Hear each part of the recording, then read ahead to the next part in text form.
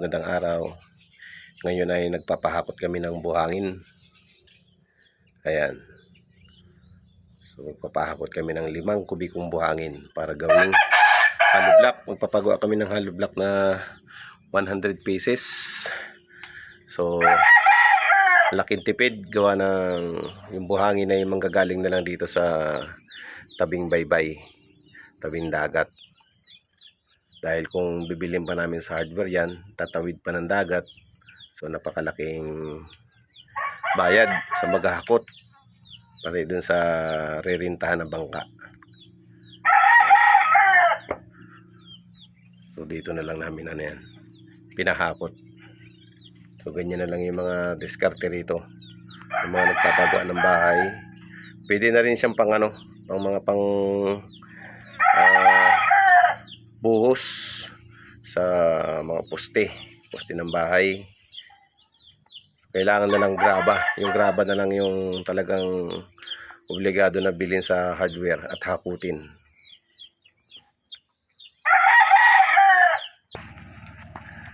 Balbag.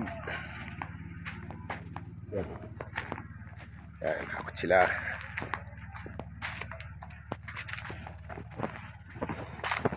Ito yung pinagkunan.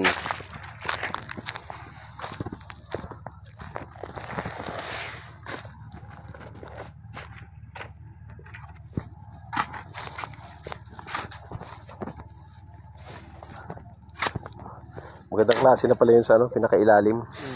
Yung iba kasi itim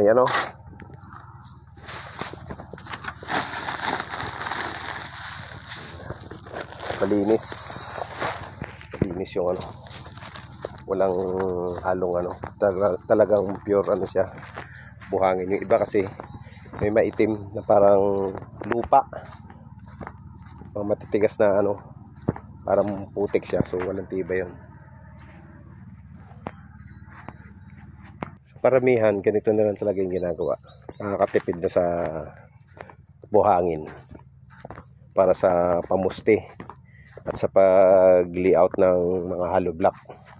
Pagdating naman sa palitada, finishing, yun talaga obligado ka na bumili talaga sa sa hardware.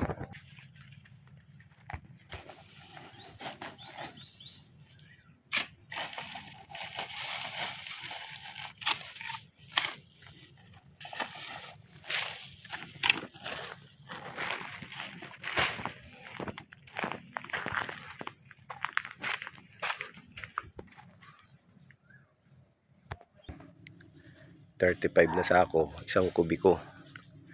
So halos na sa nasa 180 na sako.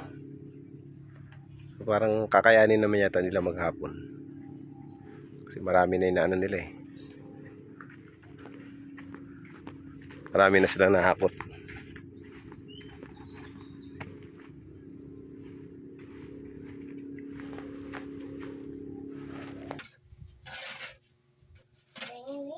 Baka pag nagalong pang isa yung matanggal ay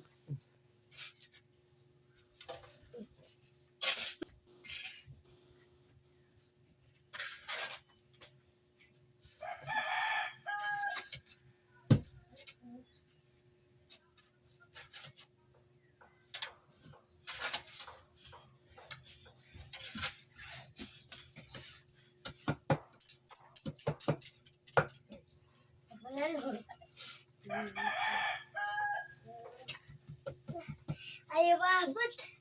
Akyat na ako, akyat.